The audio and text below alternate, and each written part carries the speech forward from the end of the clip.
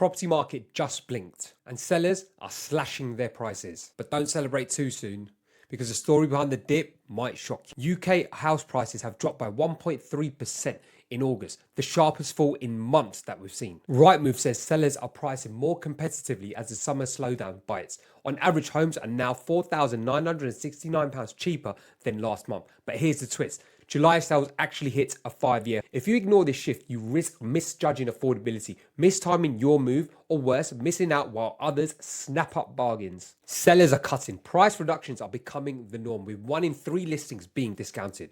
And remember, high sales activity. Despite falling asking prices, transactions are booming. Demand hasn't disappeared. People want to move and buy. Regional divide. London and commuters are stabilizing, but northern markets are feeling sharper drops. And remember, you as the buyer now have leverage. There's more room for negotiation. And as always, buyers with mortgages approved are in a much stronger position. So in my opinion, what's next? If inflation stays sticky, mortgage rates may not fall as fast as people hoped. So timing your offer is critical. And always remember this, a lower asking price does not always mean a cheaper deal. It's all about how fast you act and how prepared you are. That's your mortgage update for today. See you on the next headline.